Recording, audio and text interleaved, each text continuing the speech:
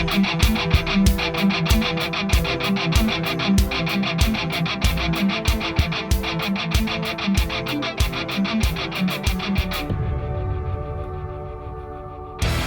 is Dr. Jerome Corsi. Today it is Thursday. It's February 15th, 2024. Thank you for joining us on thetruthcentral.com. You can get me on X at Corsi Jerome 1, all together, all small letters.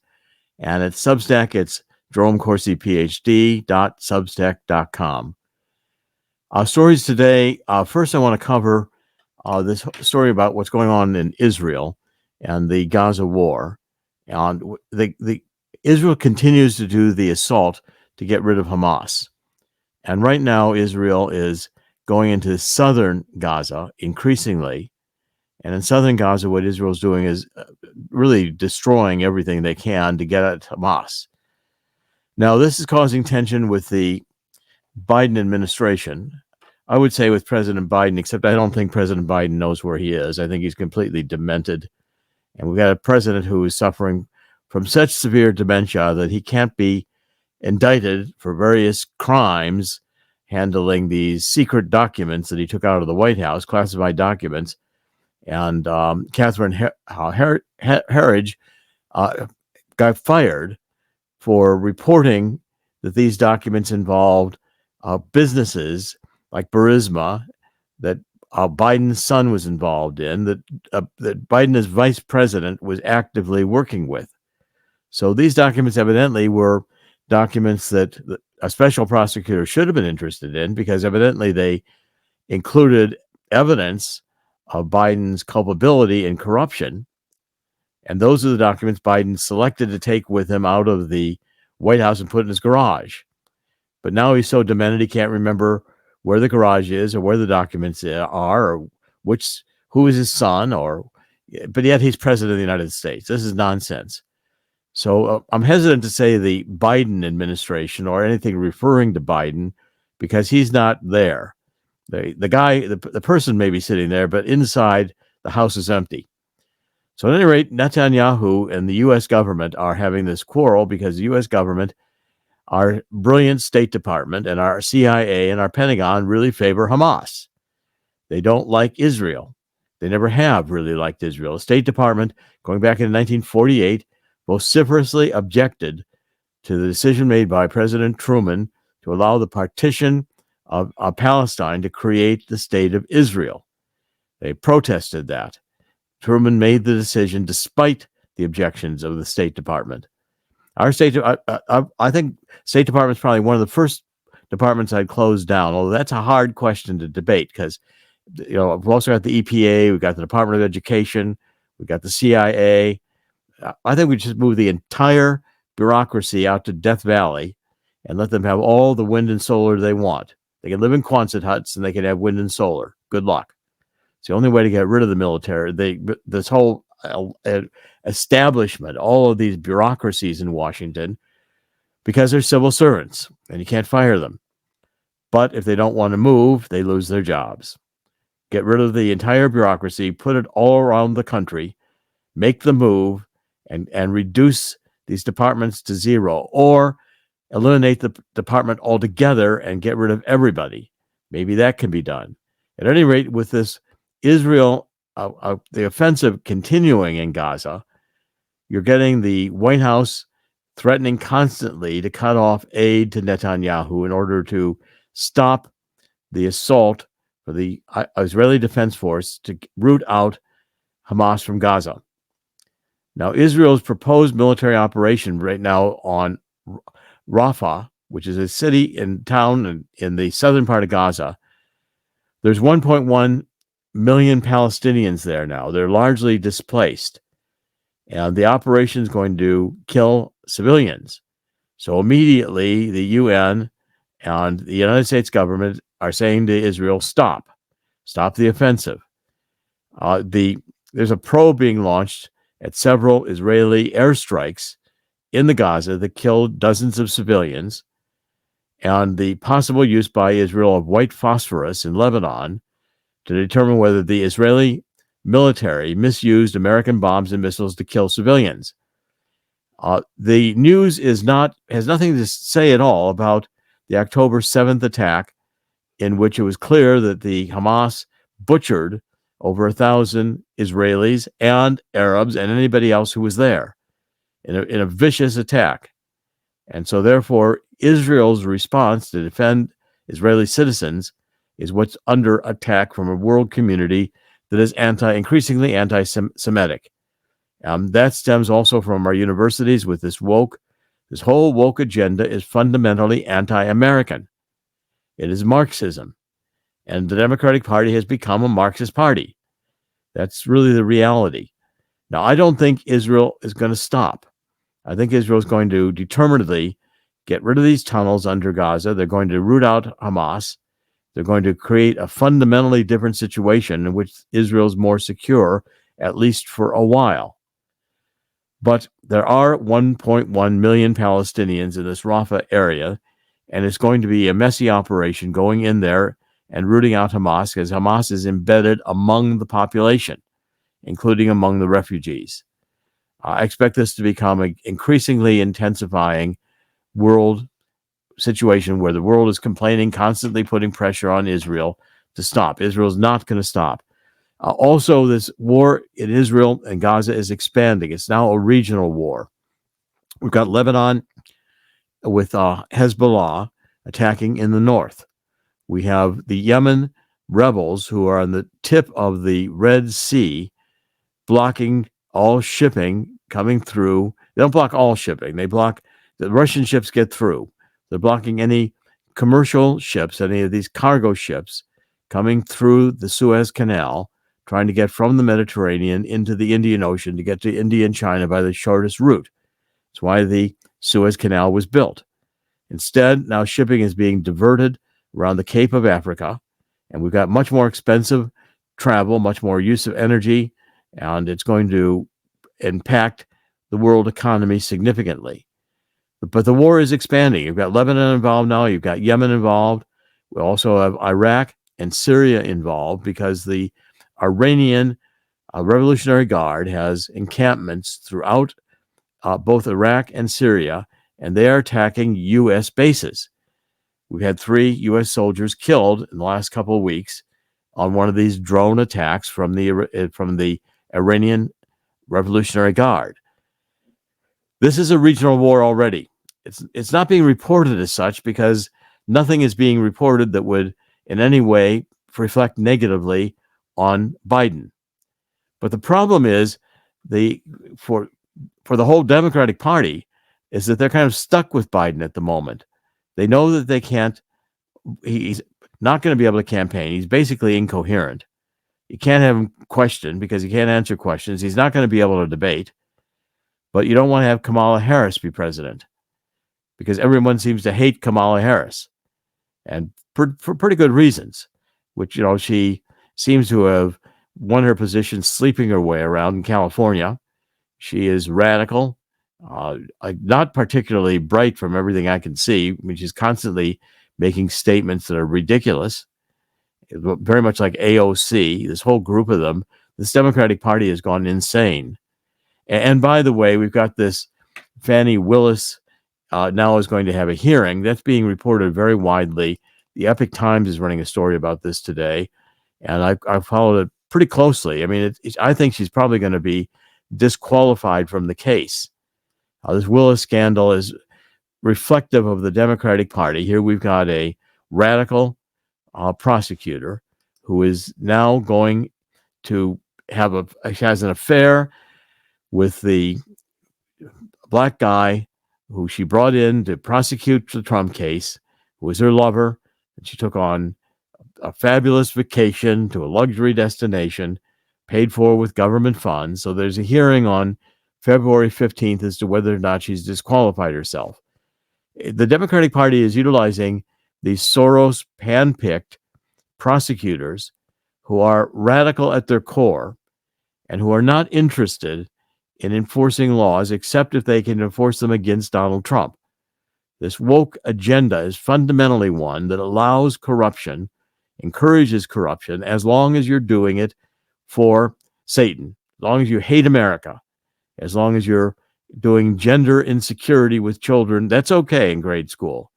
And by the way, also being reported today, I saw a video of it. It's pretty disgusting. In Spain, they had a pride march, and they had little girls, clearly underage, wearing lingerie, parading around in this gay pride parade with gay pride flags in their backs, and largely barely clothed at all, and presenting themselves as sexual. These kids are, 8, 9, 10, 12 years old. And this is the insanity of the Democratic Party right now. And this is not the party of John Kennedy. Now, John Kennedy had tax cuts. John Kennedy wanted to defend America. And the Cuban Missile Crisis, he actually negotiated with and back-channeled to Khrushchev to solve it when our military wanted to go to nuclear war. You had Curtis LeMay on our Joint Chiefs of Staff. He had firebombed Dresden. He'd firebombed Europe in World War II. He firebombed Tokyo. He dropped 2 nuclear weapons on Tokyo, not himself, but of course, he was all in favor of bombing everybody. And when they couldn't run daylight raids because they were too dangerous, we were losing too many of our flyers with the airplanes being knocked out of the air by the Luftwaffe, what he did is he went to nighttime raids in which he just firebombed cities. And we learned which incendiary bombs were most effective to create a firestorm that basically sucked all the oxygen out of the air. People died of asphyxiation as well as being burned to death. There were vicious, vicious fire bombings that we did in both Germany and Japan. And he, Curtis LeMay, when the Cuban Missile Crisis came along, wanted Kennedy to go to nuclear war. They felt they could have a first strike capability against Russia, and they could win, even though we'd suffer massive damage. Kennedy thought it was insane. It is insane. But I think probably that was one of the reasons why Kennedy was killed, because the military at that point decided that Kennedy was going to block their wars. And as we're seeing today in Ukraine, wars are profitable. That's the reason wars are fought. They're fought because of the arms industry and the amount of money that they can make killing people in wars. The profitability right now today is going up for the arms industry because we've got war both in Ukraine, we've got war in Israel, the Middle East. They're both areas are in flames.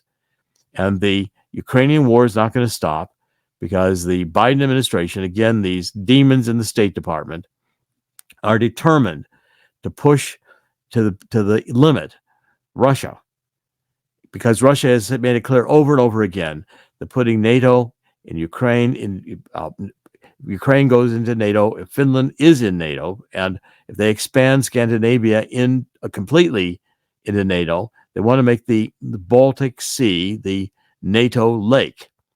State Department talks like this. And if that's the case, Russia is going to immediately feel threatened, because Finland is Russia's access to the Atlantic from the north, just like Ukraine is Russia's access to the Ukraine through the Black Sea. And Putin made it absolutely clear in that interview with Tucker Carlson that if the State Department pushes this way, and specifically Victoria Nuland, who played a role in the Russian collusion hoax, and she, during the impeachment hearings over Ukraine with President Trump when he was in office, she came before Congress and testified that Trump was interfering with her plan to expand NATO into Ukraine. Putin pointed out that all this trouble started in Ukraine with Hillary Clinton. And Hillary Clinton, when State Department, which she had her private email server, was back-channeling with Ukraine, taking money from Pinochet, who was a Ukrainian oligarch, putting it into the Clinton Foundation. And then they had policies with Ukraine that were State Department determined, that was expanding U.S. influence into Ukraine. Now, Ukraine is a very complex country. And on the east, these two regions that Putin wants, the Donetsk and Donbass, are in the east. They're both Russian-speaking. It's always been this division of Ukraine where the western part has been aligned with Germany and Poland and is largely German-speaking and pro-Nazi. They still have pro-Nazi, neo-Nazi units fighting for Zelensky. And Zelensky is an actor. I'm sure he's getting billions of dollars stolen out of Ukraine as this money is piling in. And right now, you've got Mitch McConnell pressuring the Speaker of the House, Johnson, to say, just pass the Ukraine funding. They're trying to get this massive bill through, and the Democrats are winning everything they want in terms of spending. The GOP, with Mitch McConnell, is not doing anything to stop wars. He's not doing anything to stop the Democrats. The Democrats just won another seat in the House during this week, in the special election in New York, because the GOP, the genius GOP, ran a hate Trump candidate against a Democrat who was even more hate Trump. This is not the GOP of Ronald Reagan.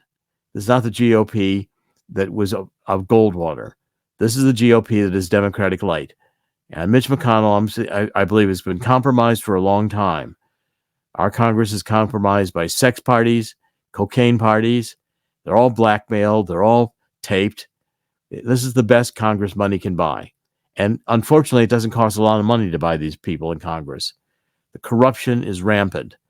And when the President of the United States, with obvious corruption in Ukraine and in China, taking money with his son, Hunter Biden, and this is so typical of the Democratic Party, because you've got Hunter Biden, who's not only taking money in corruption, but he's into cocaine, he's into crack cocaine, he's into prostitutes, he's into sex. His laptop is filled with salacious materials. And the Democratic Party is about sex and drugs and corruption. And we can't run the country this way. This has got to be stopped one way or another. But then the Biden administration, who does not want to secure the border, we have this crisis going with the Abbott government in Texas, where Texas has now assumed the right to defend itself under the Constitution.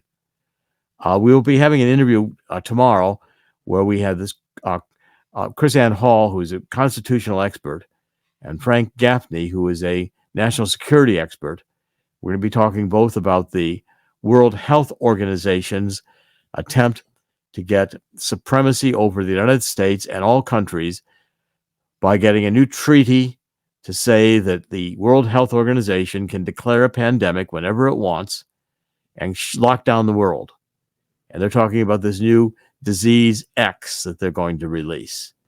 Also have the Democratic Party, by the way, running bio labs in Ukraine in which viruses were being supercharged, the gain of function, they call it, to make them more deadly. I mean, this Democratic Party is a party of death. One of the things they're going to run on in the 2024 presidential election is the right of a woman to choose.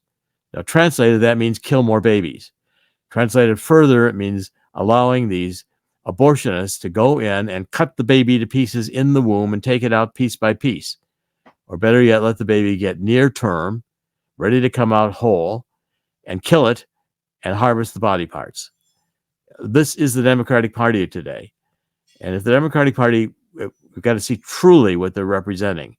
The only way to defeat this woke is to expose the corruption, to say, do you want to live this way? Do you want your children, you want your little girls, your daughters, to be used by these people to parade around in lingerie, making themselves sexual at age 8? Now, if that's what you want, the Democratic Party is your cup of tea, because they'll do that. And they'll go in the schools and tell children that they're sex confused, that they're really boys, well, they should be girls, or mix them up because adolescents, especially feeling insecure, learning about their sexuality. These demons will exploit them to have sex change operations, which will ruin them for life. And if you as parents object, the Democratic governments will want to take your children away from you so that they can have their sex change operation. This is demonic. We've got a Satan running wild, and Satan owns the Democratic Party right now. Soros has funded it. And the Klaus Schwab. Oh, Klaus Schwab says, by the way, we're really not for technocracy. We're for humanocracy. He's trying to redefine the Great Reset because the World Economic Forum knows it's in trouble being exposed. Harari, they're saying, it's just a agenda setter. Well, Harari's out there giving speeches. This is Noah Harari, this Israeli, writing books. He's written 3 books, which became worldwide bestsellers, saying there's too many people. We've got to kill people. We need to have genocide. We need to have a dramatic billions of people eliminated in order to be able to preserve the climate. Well, really what these people think that they're going to become superhuman. They're going to become transhuman. They're going to be combined with machines. And they are going to run the world. They don't need the rest of us because their machines and their AI will produce them all the food and luxury they want while they sit around and have sex. This is insanity. And by the way, if you'll take a look at the book I've written on this, which is The Truth About Neo-Marxism, Cultural Maoism, and Anarchy, I describe the world in which these people live. Chris is showing you the book right there. And this world is one that is demon created, designed to destroy. And the Frankfurt School and the evolution of this Marxism, which went through Gramsci, another Italian nutcase communist who was in prison and wrote these almost incoherent notebooks, said we've got to attack the culture of capitalism. And then they combined it with Freud and saying, well, civilization and capitalism demands people to repress their sexual energy because they have to get up and get ready to go to work. Well, so that's really repressive. So we need to let the machines do the work, and we'll just have sex all day long. In fact, Marcuse actually praised uninhibited sex as the transformation of the human being into this superhuman being, and they praised the Marquis de Sade. And the Dialectic of Enlightenment, another one of these gibberish books written in the Frankfurt School. It's a group of communists, largely Jewish, who came out of Nazi Germany, escaped Hitler, went to California, began doing movies, producing movies, and writing movie scripts, and writing these books like Eros and Civilization, which Marcuse wrote, became a bestseller in the 1960s, arguing that we should just have uninhibited sex. This is insanity. I can't imagine, having grown up as I did in America, which still believed in fundamental traditional values, I never believed America could get to this point. But today, the gender madness, the diversity, equity, inclusion, the DEI, which is producing a very, very race hatred against whites, intense hatred against whites. This is insanity. You can't run a society like this. And the people who architected this neo-Marxism, people who advanced climate change, knew it didn't work. They wanted to destroy modern industrial society. I've posted a couple more stories today. The Democrats, we've got the Congressional Budget Office, which, going back to Obama, what they're doing is they're tracking the amount of money that has been spent on this green fiasco. And so then, in an appearance before lawmakers last week, the Congressional Budget Office Director Philip Swagel testified that the cost of all these green provisions, these energy provisions, the Democrats' 2002 Inflation Reduction Act, which did not reduce inflation, is $1 trillion. Unsurprisingly, the Biden administration figured out even more ways to spend money beyond what Congress and the CBO, Congressional Budget Office, originally projected 18 months ago. So Swagel's testimony focused largely on the accuracy of the CBO's budget projections. Did the fiscal conditions in prior years turn out as the budget gnomes had forecast?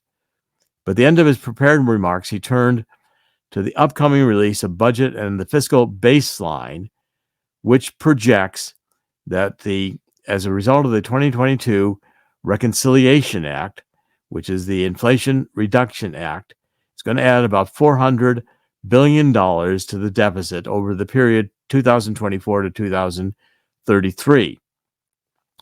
Now, the CBO and the Joint Committee on Taxation had previously estimated that these provisions would cost approximately $570 billion over a decade, but they were dramatically wrong.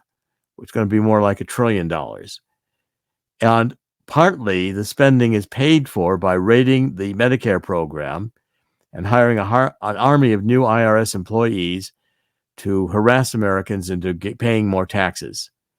But the largest part of this increase is coming from the EPA, the Environmental Protection Agency, because they're finalizing these emission vehicle requirements for the future, which are going to require the implementation of electric vehicles. Certainly, gas-burning cars are not going to meet the emission standards. So therefore, we are having dictated to us by a bunch of unelected bureaucrats that we're going to have to use technology that does not work in order to save the planet from a false fear. And that fear is that the carbon dioxide generated by burning hydrocarbon fuels is going to cause the Earth to become so hot it will be unlivable. Now, this is just nonsense, because the reality is that the Earth is greener with carbon dioxide. Carbon dioxide is a minor molecule, 0.04% of the atmosphere. And Chris showed the book on the truth about energy, global warming, and climate change. I'm going to be doing even more writing on these subjects in the future because they're so important. This is a lying agenda that is being shoved at people in the schools to generate fear. And this is a tactic the left has learned how to use. It's architected by the CIA and their psych ops and their study of how to manipulate people. You create a crisis, and then out of that crisis, you make people feel fearful. I mean, we're all going to die of COVID. Look at these hospitals. They're piling up with the dead. We're having to burn the bodies because the crematorium are overloaded. The funeral homes are already crowded. We don't know where we're going to bury these people. All a lie. People went in with cameras to the hospitals, the emergency rooms, and the hospitals were largely empty. These were staged. It was a Truman Show. We're being told that the virus was this incredibly vicious virus that was going to kill everyone. I'm not even sure the pandemic happened. I think we had about as many people dying from COVID as would die in a normal flu season. A pandemic should sweep the world, but no disease has ever killed everybody. Diseases tend to, especially these viruses, they can be virulent to start. They kill a lot of people to start, but as they spread, they weaken because they are having to kill the host in which they're living. They have to propagate to another host in order to survive. And that whole process weakens the virus. Even the mutations tend to weaken. That's why none of these diseases last forever. Eventually, they wear themselves out. And the idea of a pandemic was created in the press, much more so than in reality. But again, don't expect to be told this by the mainstream media, because the mainstream media is going to lie and to try to get you into fear. And then the psych op is that once you feel fear, they come forward with a solution, and the solution is more government control. The World Health Organization wants to do is be able to declare another pandemic, lock everybody down, make everybody wear masks and social distancing. This is not traditional immunology. The traditional immunology, which has dominated medical science for perpetually, said the only real success we have to combat disease is to improve our immune systems. And our immune systems learn by being exposed to disease and having development of antigens.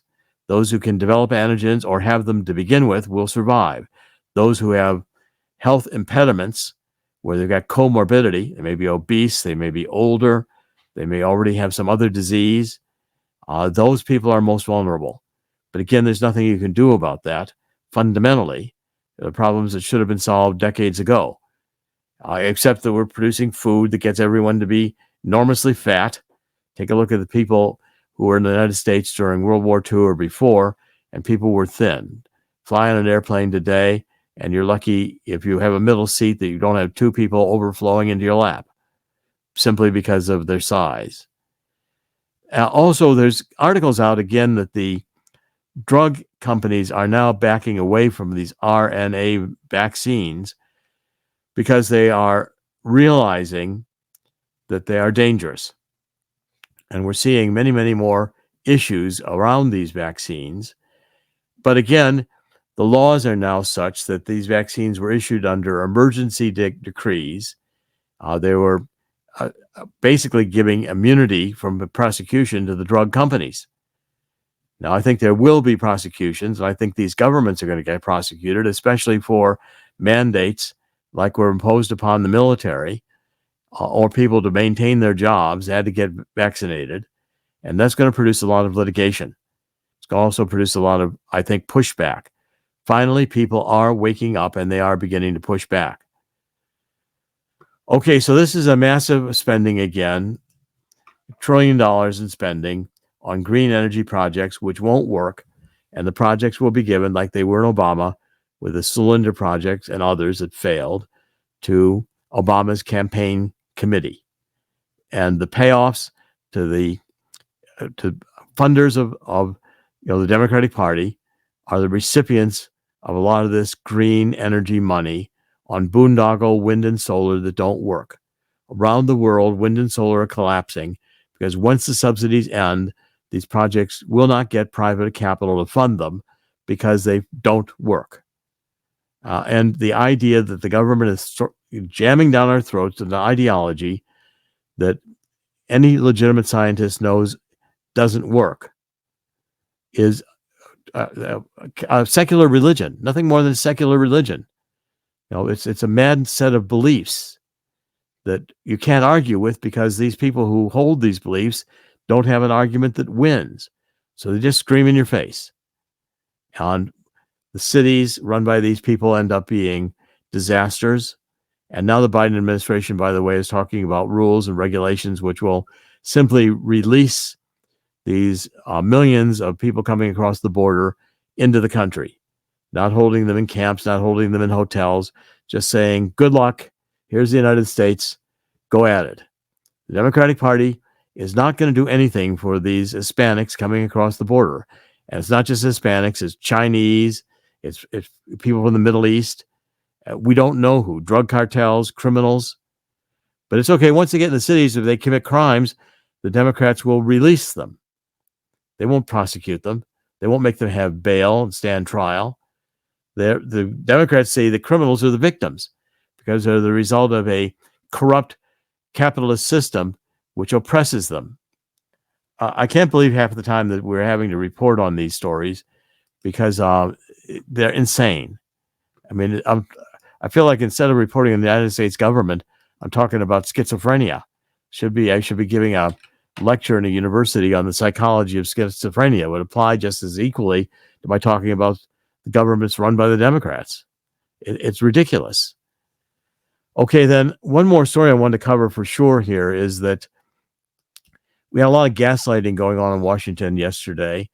According to the House Intelligence Committee, who's Mike Turner, a Republican, they're now circulated yesterday in Washington was all this talk about there is a new national security threat that is it's so secret we can't really talk about it, but we want it to be declassified because the American people need to be warned about this destabilizing situation caused by that national security threat that's so bad we can't mention it.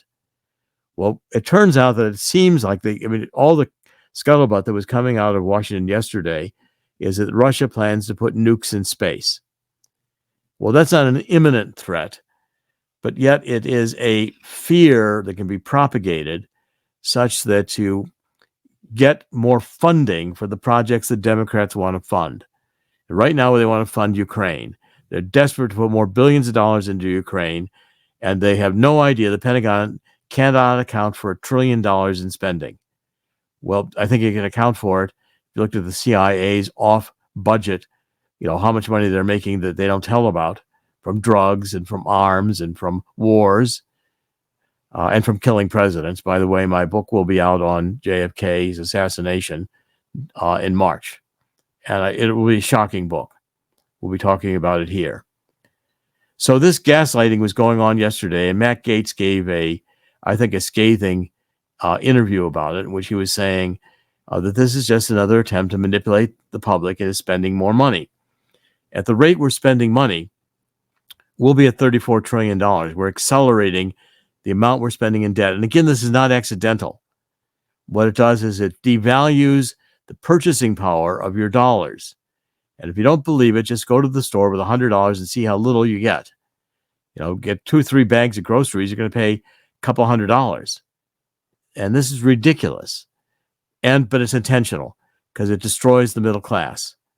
And if you're going to deconstruct a society, and Putin is saying the United States is becoming very unstable because we are self-destroying. We're committing suicide by these bizarre ideas.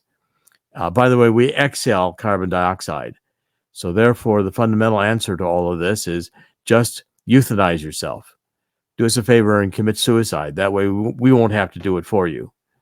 You're useless anyway.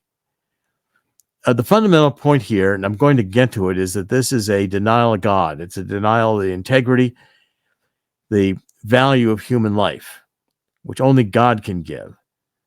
And this human life that we seek to destroy is a massive sin on the law of God, natural law, which does rule.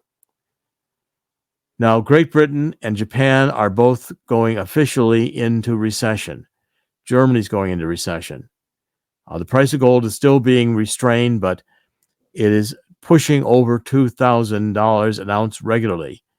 And I'm please get a copy of this free book by calling Swiss America. You got an historic opportunity here. We're going to have a global crash. And from the history of global crashes, if you get this book, you'll see it. The book is called The Coming Global Crash Will Create an Historic Gold Rush. I've written it with Dean Heskin, who's the head of Swiss America. You can get it at the toll-free number, 1-800-519-6268 at Swiss America. They do consultative selling. They'll talk to you about your IRAs, your retirement savings, and get them in a safe haven, something that will appreciate in value as your dollar's disintegrating in value. Toll-free number, Swiss America. Call them. You'll benefit from the consultation, 1-800-519-6268. I encourage everybody to get this book. Look at the website. We also still got the Walking Liberty $50 offer, where you can get up to 250 of these coins from Swiss America. And the information's on the website, a form you fill out. Go to our sponsors and pull down Swiss America.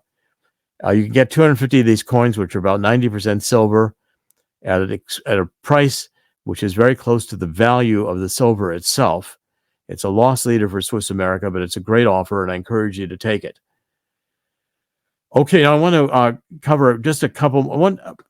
I was going to take a minute here to just look at, for instance, what the Wall Street Journal or the New York Times is covering today. Let's look at the New York Times. Sometimes I just look at these to see how little news they're covering when everything is going on that is going on. So here's the New York Times front page today. Okay, they're saying Israel forces have raided a hospital in southern Gaza. Well, of course, the hospital was hiding Hamas. But of course, the story is about how Israel comes in to a hospital and starts shooting. Okay, then the story right behind it, he lost his son, then chronicled life in a Gaza hospital where he sought shelter. So to dull his heartache, this Mustafa Abu Taha told stories of people sheltering with him at this Nasser medical complex, which he had to flee as the Israeli troops came in. And then the next story, Lebanon state media said that 10 civilians were killed in Israeli strikes on Wednesday, all showing that it is Israel being violent and committing genocide. That's the theme. That's the narrative coming out of the Middle East. And it's on the front page right now of the New York Times. The next story, Israeli forces enter a Gaza hospital. And of course, they combine that with the shooting at the Super Bowl parade. Okay, so saying guns are dangerous. We need to have no guns, take all the guns away, and we'll have no violence. It's ridiculous. So there's a lot of stories here about the shooting in Kansas. That's another one. They do cover both that the Japan economy is weakening and the UK economy is also going into recession. There are stories about that. But the one that kind of caught my attention most was this editorial by Pamela Paul. And what she's writing is Like many Democrats, I'm stuck on a doomsday merry-go-round. Joe Biden should not be running for president. Joe Biden is running for president. Donald Trump shouldn't be running for president. Donald Trump is running for president. But this is not 2020. Biden cannot run the same campaign he did the last time. This is the editorial. When all he had to do was appear normal. Back then, he had some kind of the Obama sheen. Today, he and his vice president are both unpopular. Little in his first term seems to be serving him well. Although he's done a good job as president, and the economy is thriving, few give him credit. It's stupid people's problems. That's what she's saying. And multiple polls show him running behind Donald Trump. So Pamela Paul is panicking. Oh my, they're going to throw out this good president. Most troubling, he's too old and he looks tired. My brain wants to delete everything it's heard from people who spent time in his presence since last year. It's not encouraging. Only 23% of voters, according to a January NBC poll, say Biden is better than Trump, as, quote, having the necessary mental and physical strength to be president. What a joke. He's saying, oh, we shouldn't think this of this old man. He's really a good president.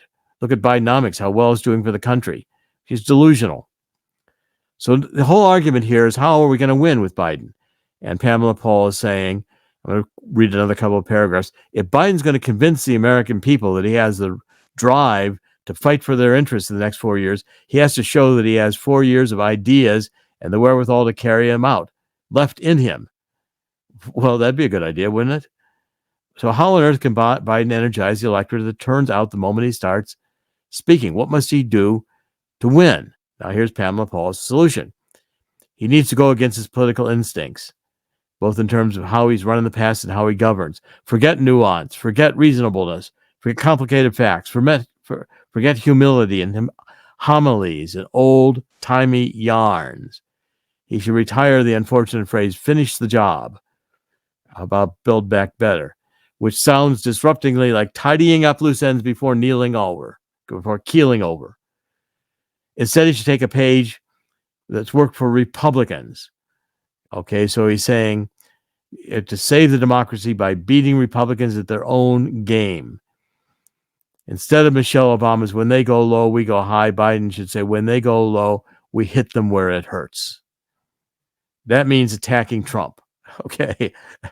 And so let's just attack Trump. We're going to win by attacking Trump. Biden needs to assure Americans he's going to continue the affordable medical care and prescriptive drugs. He's going to fight for a woman's right to choose.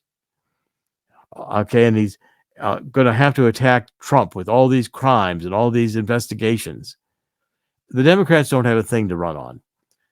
They're trying to prop up a demented old man who needs to be put in some kind of a home and taken care of. That's the president. Because the Democratic Party doesn't want to rule America. They don't want to win. They want to destroy America. And the GOP is, every single thing in America today is fundamentally dysfunctional. Now, I'm going to end with the Epoch Times today is running I thought a very, very good video, an interview with Victor Davis Hanson. And I admire Victor Davis Hanson. I think he's done a very, very good job over the years as a pundit, as a commentator. And I think he needs to be listened to very seriously. What he's saying is that we have now, the Biden administration has gotten us into not only a war in Ukraine, but has also created a war that is spilling all over the Middle East. And that as such, we have created a uncontrollable situation of violence, which is going to expand.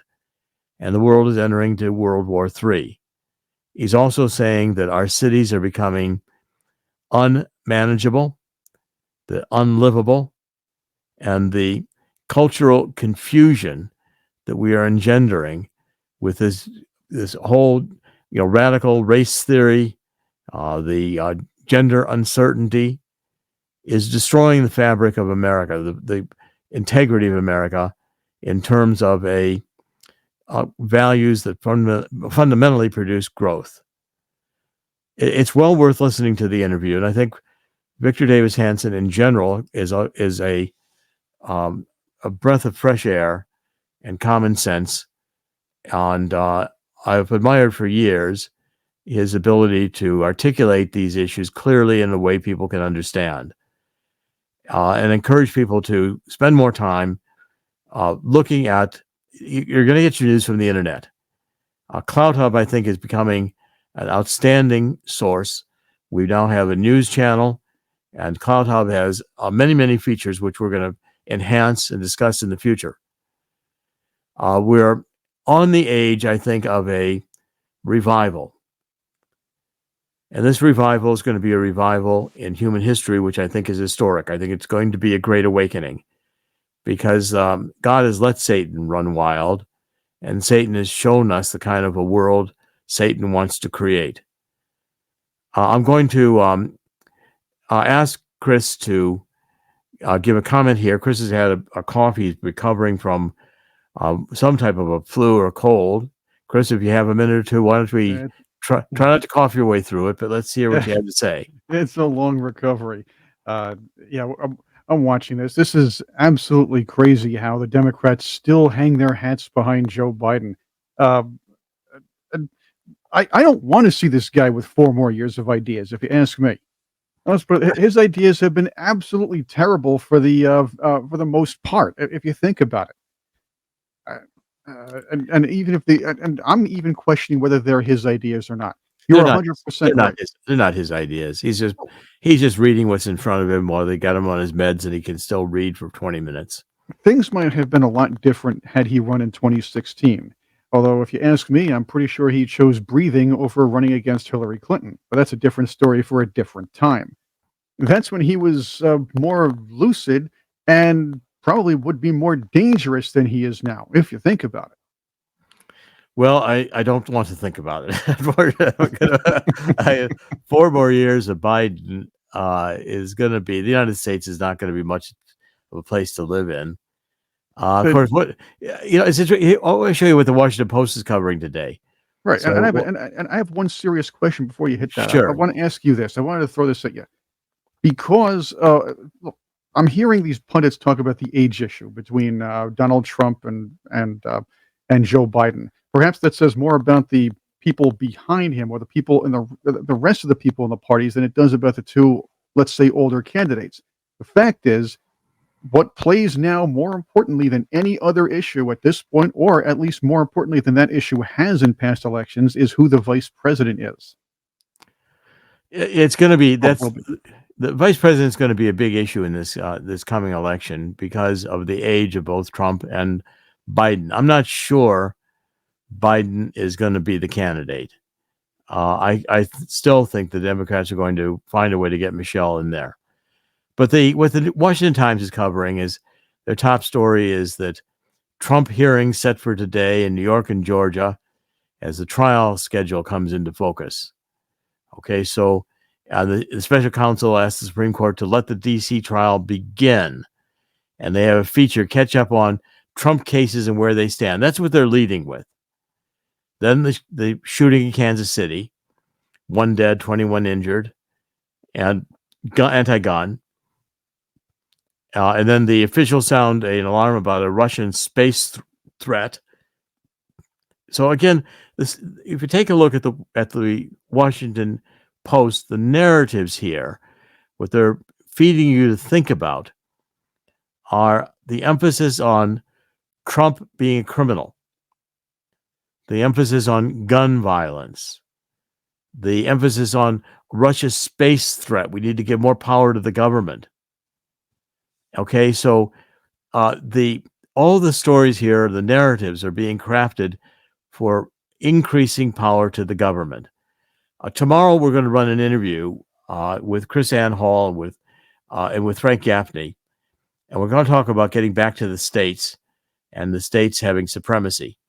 This attempt to concentrate more and more power in the federal government is the antithesis, the exact opposite of what our founding fathers intended. So I'm going to encourage you to listen to that. We're also going to run another special interview later today on my channel on CloudHub, and it will be at the other places in the internet. But I think you're going to find CloudHub is an increasingly go-to place. Take a look at it, cloudhub.com. It's an up-and-coming conservative-based news site, but it has a lot of features. For instance, there's a Cloud Hub Meet, and as soon as the meeting is over on the internet, the entire file is deleted. It's not like Zoom where these files are kept so they can data mine everything in your network of connections and profile you by what you've said and all the other techniques they're using of AI of social control. The point is that we are at a critical point in history, the transformative point. As I wrap it up here today, I think we are going into a new era, and it's going to be birthed very difficult. This is, I think, final days in terms of the Bible. We're going through, you have Putin talking about we're on the edge of an apocalypse, that nuclear war is possible and would happen if NATO goes to war against Russia. We've been warned that now publicly. The fundamental lesson here is that a world without God is a world of Satan that is unlivable. It's insane, it's chaos, it's madness, it's negation of all values. And you want children in bizarre sexual outfits parading themselves sexually when they have no understanding what sex is about. They haven't reached puberty yet. And so fundamentally, God has to rule. We have to have a revival. We have to have a worldwide awakening. In the end, God always wins. God will win here too. The human race is about to go through the judgment of God, which is, the four horsemen of the apocalypse. We've seen disease, we've got war, we're going to see death and poverty, we're going to see catastrophe, we're going to see more of it. And some of it will be architected. I hate to think of what the October surprise will be that the Pentagon and the CIA concoct in order to cancel the election. My fear is, especially having listened to Putin and having him say, do not have NATO go to war with Russia. If Russia's got that kind of intelligence, and I don't know they have, I'm surmising at this point, just putting pieces together like I do. So it got me into trouble with the Russian collusion investigation. At some point or other, 2016, I figured out that Assange had Podesta's emails, the last batch he was going to release. And I wrote emails to people like Roger Stone saying, word is that he's got these. Made it sound like I had a source. I didn't. I was the last link that the Mueller investigation wanted to give them my connection to Assange, which I did not have. I've been willing to go see Assange. I thought it was a waste of time, though, in the final analysis. When I thought about what was Assange going to tell me, he wasn't going to give me his scoop. But I knew that they had to be Podesta's emails because whoever stole Democratic emails, having known Podesta, having watched him, and by the way, he's back in the White House now as the new global warming czar. Podesta's a dangerous guy. And what I'm saying here is that if Putin is concerned and messaging, back channeling to the public through Tucker Carlson that nuclear war is possible, I'm praying that the Pentagon and the military are not planning to push us to the brink of nuclear war and then cancel the election over a national security threat. We are too close to nuclear war right now. And it could occur, especially with Iran, having been given airplanes full of cash by Obama, a green light by Biden. This guy who we got running around as Secretary of State is another Obama Marxist.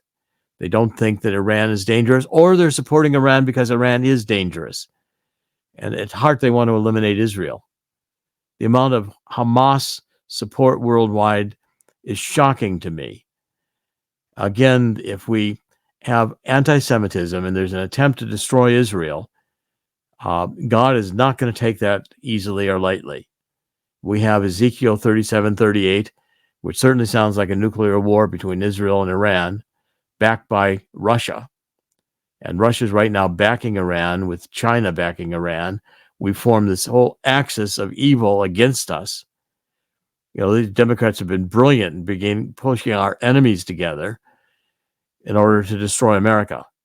But if the United States destabilizes, if we begin to continue to crumble as a society, and we go into the kind of deep economic recession that could destroy the middle class families can't afford housing or put food on the table because their dollars are worthless, we will have a massive, not recession, but depression. In the end, God will win. But in a world in which the World Economic Forum is openly proclaiming that depopulation is what we should do, and Henry Kissinger in 1973 wrote National Security Memorandum 200 declaring the official policy of the United States is depopulation, and that's never been rescinded. If we are serious about depopulating and diseases aren't powerful enough to do the job for these nutcases, well, nuclear war can do the job. If they don't mind losing billions, they get that done in a couple hours. I pray it doesn't happen. And for it not to happen, we need to follow 2 Chronicles 7:14. Get down on our knees and repent. Got to have revival in this country in order to say that we've allowed too many babies to be chopped up in the womb, millions. It isn't about the right of a mother to choose. It's the duty of all of us to preserve life that only God can create. And taking God out of our Constitution, out of our hearts, country that abandons God, embraces Satan, is doomed. And the judgment of God in that kind of a country will be severe. If enough of us come to our senses under 2 Chronicles 7:14, God says he will hear our prayer and heal our land. And we're at that point historically. This is Dr. Jerome Corsi. Thank you for joining me on the truthcentral.com. We're broadcasting podcasts every weekday. We'll be back tomorrow on Friday. Please listen to this special interview. We also have another special interview running today about mutual fund investing with some remarkably good technology developed by a close associate and friend of mine, Eric Smith, that will allow you to know whether you've got a mutual fund that's any good or not compared to others in your class that could be better. And this tool is going to be revolutionary in its impact. Pay attention to it. We'll be doing more on this, and we'll be doing more with CloudHub. I think CloudHub is increasingly going to be my go-to choice for social media. Dr. Jerome Corsi. In the end, God always wins. Thank you for joining us. We'll be back tomorrow. God bless.